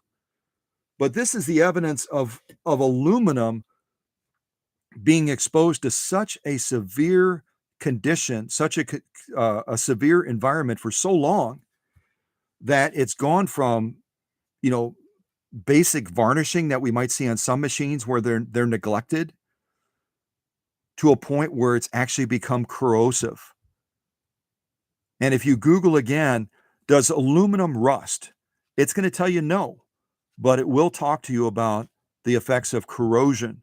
And it's the same chemical reaction that you get from those battery cables or those battery posts that cause a chalkiness similar to this on those cables and can leave you stranded in the worst of times when it's sub-zero, like Christine has up in Canada right now, and it's blowing, it's blustery, and then all of a sudden you come out to that parking lot to heat up your car and to head home, and the car won't start. It's the effects of that corrosion. And if you didn't know this, there are a number of batteries made that have aluminum components in those battery posts that are on top of the battery itself. And it has this same impact when it's exposed to moisture in extreme circumstances. Heat and everything else can cause it to surface as well. But at any rate, all of the blah, blah, blah is to say this is going to be one of my projects coming up after I get caught up on my other machines. And Chris already knows down in Illinois that it's not going to be immediate turnaround. But But this machine, again, when I'm done with her, sometime next year, because we're already coming up on December quite soon, aren't we? Sometime next year, I'm hoping that I'll be able to get caught up and be able to move into this project. Find an appropriate case that will replace the mold-riddled one right now that I'm still getting a tickle in my nose right now. My throat is starting to feel funny. Hopefully it's psychological. I'll drink some of my Diet Coke and I'll be cured. I'll be fine. But this machine is going to be, as Emma said and others, it's going to be the Phoenix. You're looking right now at the ashes. You're looking right now at something that should be thrown in a landfill, in a lot of people's opinions. But that's because they probably haven't learned what happens in this workshop yet. Yeah. And that's where all of you being my ambassadors, and going out there, or as I requested just recently on Facebook, only yesterday, I think I requested if folks would be willing to write a Google review for me. Maybe they've already been a customer and they've already seen the workshop magic in their machine. But those Google reviews then will be also ambassadors as people are checking Google for vintage sewing machine people. They'll read some of the comments that my customers write about what I've done for their machines. And that will open up their eyes as to the possibilities, even for a machine as troubled as this one. And certainly like the other ones I showed you at the beginning of this live stream that are equally troubled, just in a different way. So always, always, always, there's a reason to have hope. There's a reason to have hope when we have resources like Alex Askeroff over in the UK helping his customers. When Andy Tube was still well enough to do it, all the hope that he brought to people through his work. And the Stagecoach guy, I'm trying to remember, I don't know that I know his real name, but he spends a lot of time on my Facebook page looking at posts and asking me questions about my processes, asking me what were you using there? What were you doing with that? He's a restorer out in the beautiful state of Oregon. Some of you may have seen him already, or maybe some of you out on the West Coast have sent some of your machines to my friend that is the Stagecoach something. If anyone knows his full name or can check real quick for me and type it in the live chat, I'd like to give some credit to him because he just seems like a spectacular guy and a spectacular restorer. He's got a really cool appearance to him as well. He's got his picture kind of on his whatever they call it on his profile. So when you see a comment that he's wrote it, I can't even talk today. This mold is getting me, you guys. Help! Dial 911 quick. It's starting to eat into my brain like this corrosive stuff on this Featherweight. But anyway, when he writes comments, you can see his picture. He's got a really cool beard. He's got glasses. And he's got his business out in Oregon. And interestingly, he'll get customers from Wisconsin. I'll get customers from Oregon because they either don't know about him or he doesn't do the depth of restoration that I do, like with stuff like this. And I don't want to speak for him. Maybe he does, but I haven't seen any of his work dealing with machines that are real troubled like I deal with all the time. But he'll get customers from Wisconsin occasionally. I'll get customers from Oregon or from California or from Washington State or from Canada. And once I retire, which some of you that are on the inside track know may not be too far off in the future, but maybe it is. Yeah, I can't confirm or deny that. I feel like a government official right now. I can't confirm or deny that Scott may be retiring in the near future, or maybe not. You never know. But I'm going to make a trip out and visit my Stagecoach friend. And if I can learn of other people that are like-minded and really go to the depth of restoration, they really are that meticulous. As Erin Allen said, as she looked at the pictures of her Japanese model Sam B, she was like, amazing pictures. Suzanne said the same thing when she looked at her Japanese dressmaker machine, all the progress pictures I posted. And again, guys, let me tell you this, guys and gals, I take hundreds of pictures of my restoration process going through a machine. I only share a portion of them, and I could take hundreds more that I never take pictures of because otherwise my restorative process wouldn't be 12 to 14 hours. It'd be like 25 to 30 hours because I'm there with the camera trying to get the right angle to show you what I want to show you. So my pictures are only a small little tip of the iceberg of what I take the machines through. So when I do retire in the future, whether soon or later, I want to find somebody like-minded that I can confidently refer people to and say, you can go to my stagecoach friend out in Oregon and he's going to take care of you. He is as persnickety and meticulous as I am about his restorative steps. Or maybe if I visit him out there, I'll find out something else. Maybe I'll find out that he's not as persnickety as I think he might be. But I would love to, and I know he watches my stuff on YouTube. I know he visits my Facebook page regularly because I've gotten a lot of questions from him asking, how did you do that touch up? How did you do this? What are you doing to that hook system? And he's a student just like me. So he learns from me. And I'm sure if I spent time with him, I would learn from him as well. So that's the student teacher thing. Sometimes a teacher, always a student. But I would love to visit him out in Oregon and see if I can get a feel for, is he like-minded, so that I would be able to make that referral. And if you know of other people that you're like, wow, this is like a what do they call it? A doppelganger? Is that, they call them doppelgangers or something like that? This is like an id of Scott. This person is just like Scott. I would love to meet them because they're going to be the person, whether they're East Coast, West Coast, whether they're in England, whether they're in Australia, whether in Canada. I would love to be able to have those trusted friends that share the same passion that I do and go to the level that I do so I can make that referral. Because a lot of people will contact me and say, I don't want to ship to you from the distant land of Arizona. I don't want to ship to you from the distant land of Florida. Do you have anybody in Florida that you trust, that you could point me to, that you could recommend? The answer is no to both of those. I don't have anybody that I trust in Arizona or Florida anymore.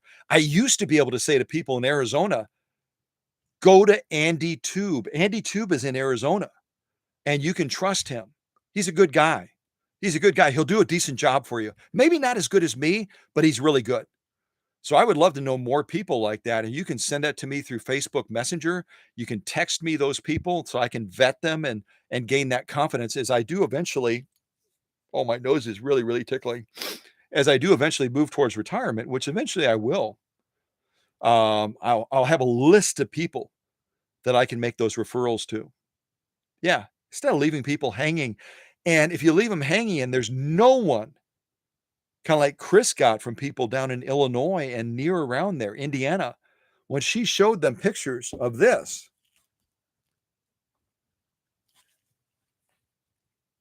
When Chris showed them pictures of this featherweight, some of them never called her back. She emailed them or sent it to them by text. Some of them called her back and said, that's out of my league. No way. No way. Others never called her back. Others never even answered after she sent the pictures. So I would love to find more adventurous restorers out there that are gifted and skilled, that someday in the future when I retire, they'll be like, yeah, it may not be quite Smithsonian level, but I can take on a project like that.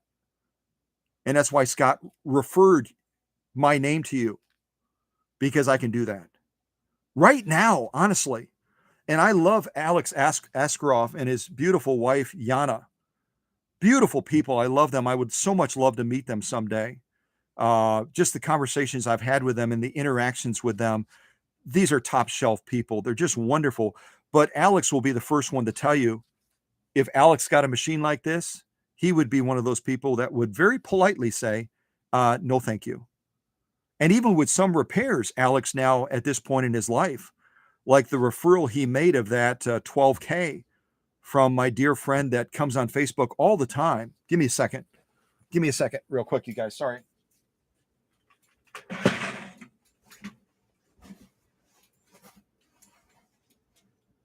Oh, goodness. Where is it?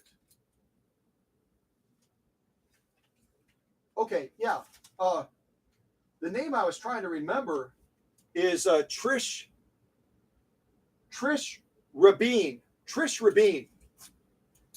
Rabin from the beautiful state of Virginia. Some of you remember a while back, it's been quite a while back, Trish was on Alex's Facebook page, and she shared that she had bought a 12K from him, and it was shipped over to her in the States.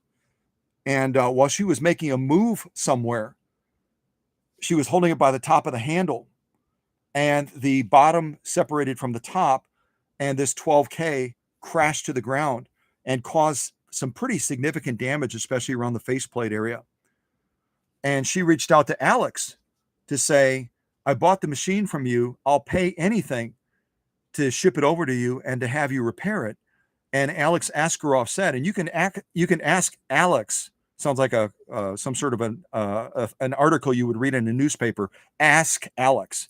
You can ask Alex if it's true. Alex said and posted on his page, I'm not the guy. Scott Geller is with Cow Country. And so we all start to develop our niches where we get a reputation. If you've got the toughest case, either the machine has been damaged like Trish's crashing to the ground, that beautiful 12K. Do you guys know what a 12K looks like? Type in the chat if you don't know what a 12K looks like.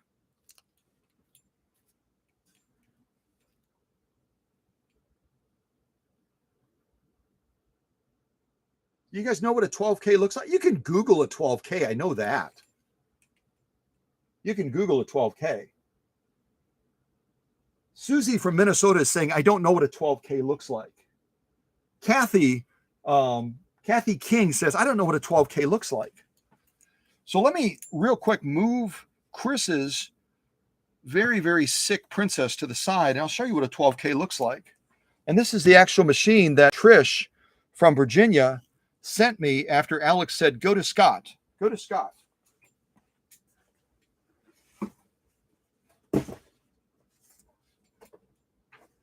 Oh, goodness. If anyone ever tells you that a 12K is light, they're not being truthful. So I'm going to flip this to the back so that I can protect Trish's privacy. Actually, let me move this princess to the side even further. Fold up her bed. Move her to the side. And hopefully I've got this. I don't know if I have this orientated the right way or not.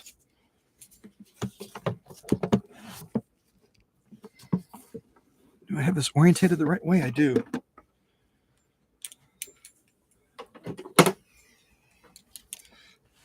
Excuse me. This is what a 12K looks like. And this is Trish's machine from Virginia.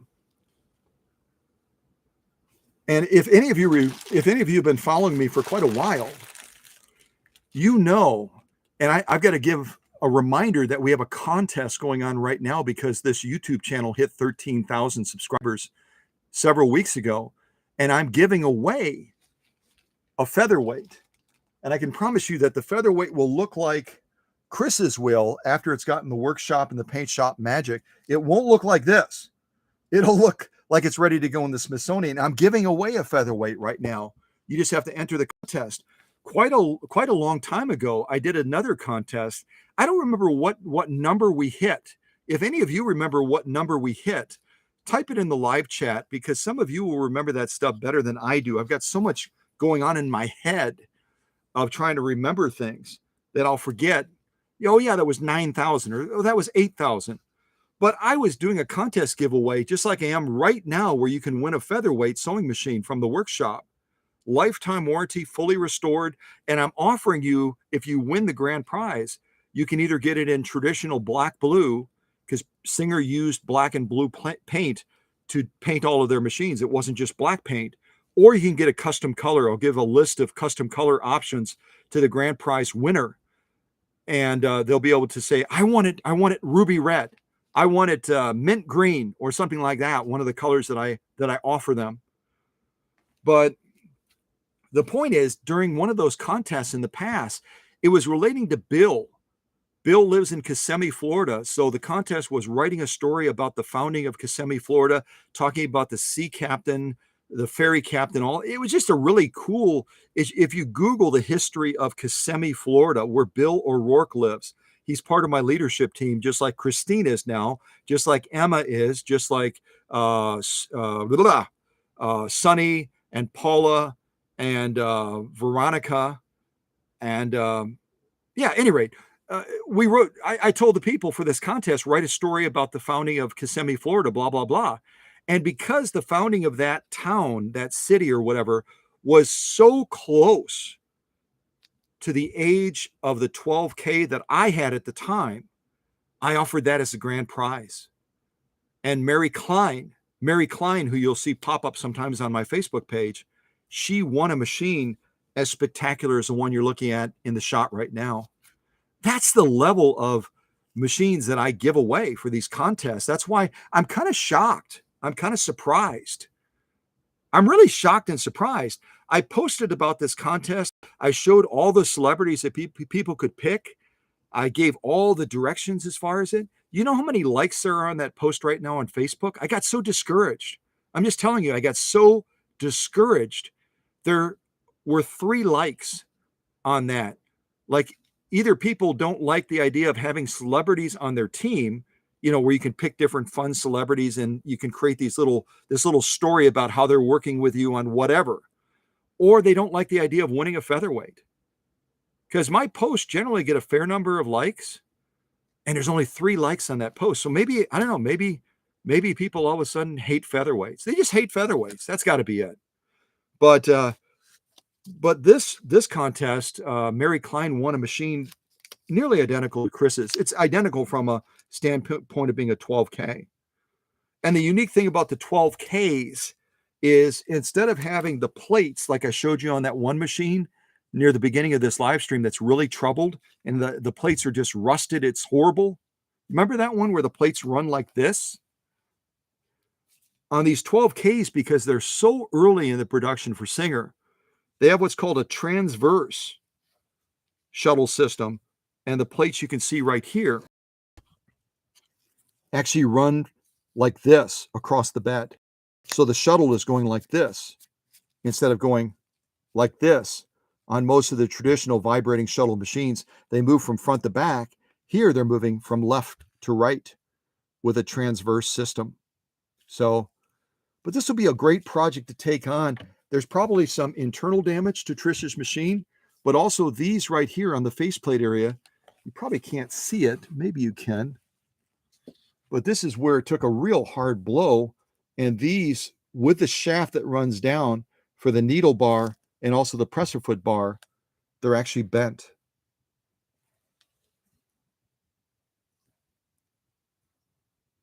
Not sure if you can see that or not. Maybe you can. But this is where my endoscope will come in out really, really handy, because I'll be able to look deep into here and see with this hitting the ground. I think Trish told me it hit concrete. With this hitting the ground, these got bent for sure when it hit the ground. You kind of can see that. Maybe if I come straight down, you can see it even better. No, not really.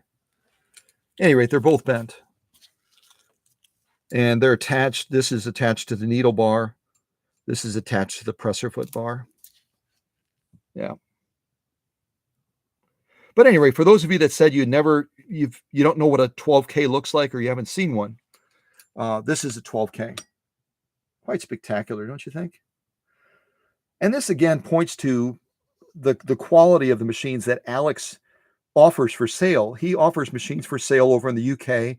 A lot of his customers are in the US. And Trish was one of those customers. Bought the machine. It was shipped from England, from the UK, to her in the States. And then it suffered that horrible fall. So, but at any rate, so,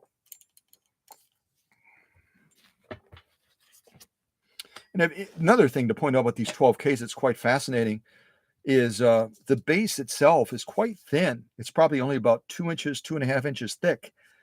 All the mechanics on the 12Ks are very flush to the bottom of the machine. They're not sticking down like a lot of the Singers, where they need a base that is probably a good 2 inches, 2.5 inches deeper to accommodate the mechanics of the machine on the bottom. These are very flat on the bottom of the machines as far as their engineering. So really a cool design. But let me move Trish's machine to the back. I don't want to lose track of which one goes with which machine. This will be awkward. We'll move the Featherweight back to the front again so you can kind of see that machine again.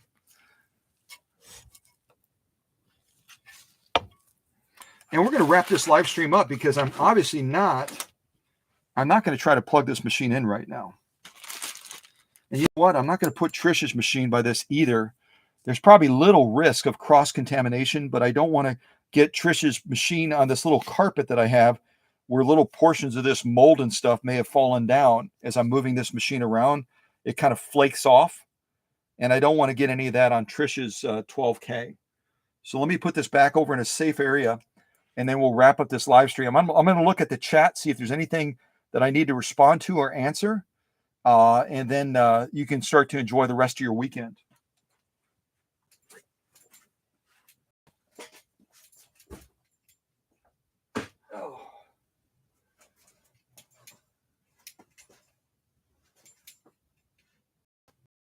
Doing a horrible job of trying to describe to you. Show you real quick. Remember how the plates on that 12K run like this. On most machines that have vibrating shuttles, they're going to run like this. So that was one of the changes that Singer made. The earlier ones like that 12K had the transverse type setup.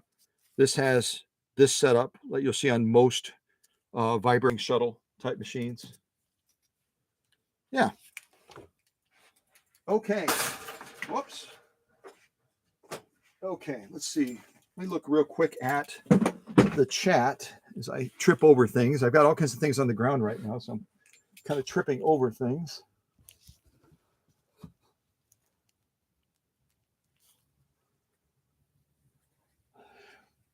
So once again, don't be afraid if you have a real troubled machine and you're not up to taking on a project like this, as many people are not comfortable with doing this level of restoration. Reach out. Let's talk about it. Or if you learn of somebody else that has that need, reach out. Let's talk about it. And see that the more machines you send to me, the more I'm in a position to not retire. See that? You're protecting your interest and investment in cow country by keeping me busy. All right. Let's see. Yeah, I don't think there's anything I need to respond to, other than saying again that if on your bucket list for vintage sewing machines, let's say you have a number of vintage sewing machines, but on your bucket list is you'd like to have a Featherweight. Do me a favor, would you? Go to the Cow Country Facebook page and check out the contest that I have going on right now. I'm going to ask Emma or one of the other leaders to remind me, because I'm not looking at a calendar. I know the contest is underway already. Am I correct, Emma? Did we pick an end date of December 6th? I believe it ends December 6th. And you'll have an opportunity to get a Featherweight, other than covering the cost of the shipping, which a Featherweight only weighs 11 pounds.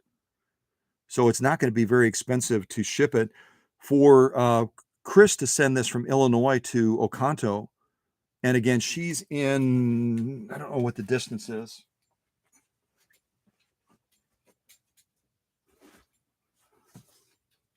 She's in Wilmington, Illinois. I think it's somewhere near Chicago. So we're probably talking about, like, it'd be like around 200 miles or something like that. Probably around 200 miles. But it only cost her $25 to ship this to the workshop. So, don't let that be hopefully that's not a deterrent, because the Featherweight that grand prize winner will receive is going to be suitable for the Smithsonian. It's going to be museum quality. It's going to be valued at somewhere between $100 conservatively. So if you make an investment for shipping, let's say the grand prize winner ends up being out in the neck of the woods with Christine in Canada, you're going to probably pay around $100, $110 to ship this, to ship a featherweight from the workshop it doesn't look like this. To ship that featherweight, from the workshop to Canada, probably be about $110. But you're getting a fully restored featherweight, museum quality, suitable for the Smithsonian, valued at about $1,200 to $1,500 for a $100 investment, plus your time of writing the little story. So right now, I'm incredibly discouraged with the response on Facebook to, like I said, only that particular post. But maybe someone's, like my father used to say, someone's sitting in the weeds and incredibly excited, but for whatever reason didn't click like on it or didn't type a comment or didn't ask a question about it. There's also a live stream of me describing the contest in more detail. So either check out the live stream that I did talking about the contest, presenting all the details of the contest, or go to Facebook and read it there. But we don't get a minimum of 3 submissions. We don't get a minimum of 3 submissions because I have a grand prize winner.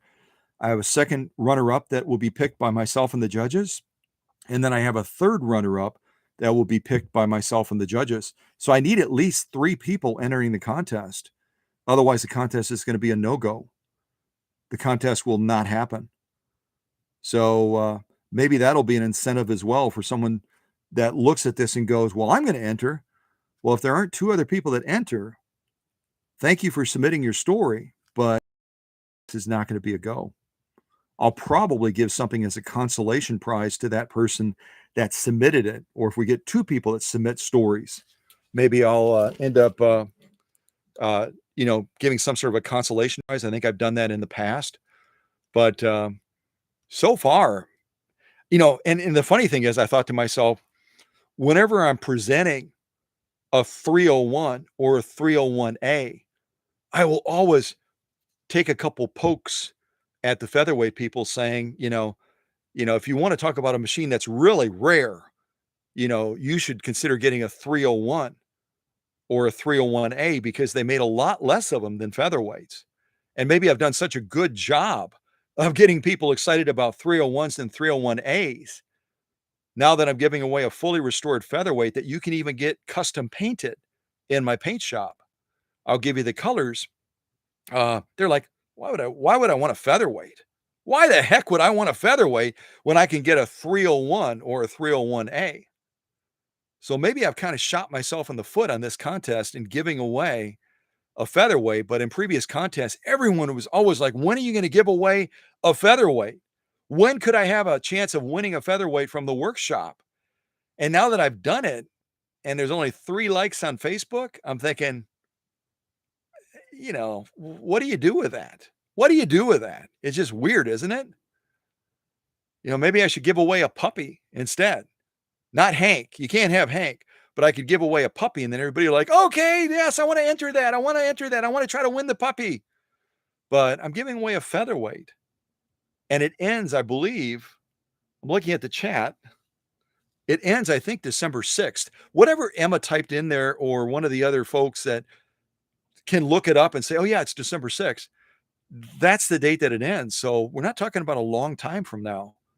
So hopefully that contest ends up being a go. I think we had a little bit of a lag time with Calico too, the previous contest when we hit 12,000. Then we had a bunch of people submit beautiful stories.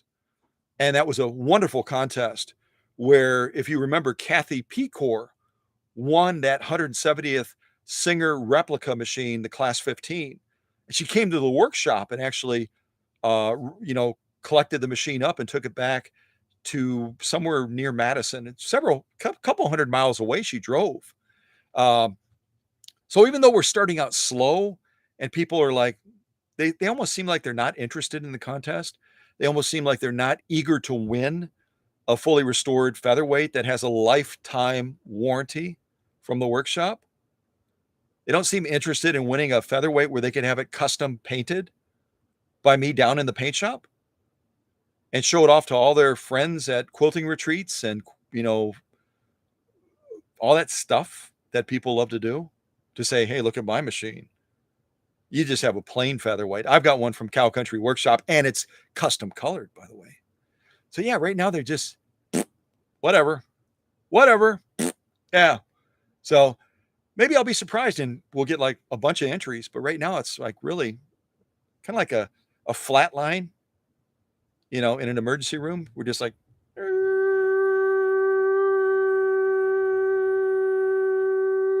yeah. I don't know what to do with it. But at any rate, y'all take care. Have a great weekend. I'm going to go ahead and put the camera back towards Chris's machine again, because that was the focus of this. Is a real troubled machine. A princess of singers that does not look like a princess right now, but when she leaves the workshop, head back to Illinois, woo, doggy. She's going to be something to look at. Yeah. All right. Y'all take care. Have a great rest of your weekend. And if you don't believe in miracles, follow the journey of this featherweight and you'll all of a sudden believe in miracles. Yeah, you will.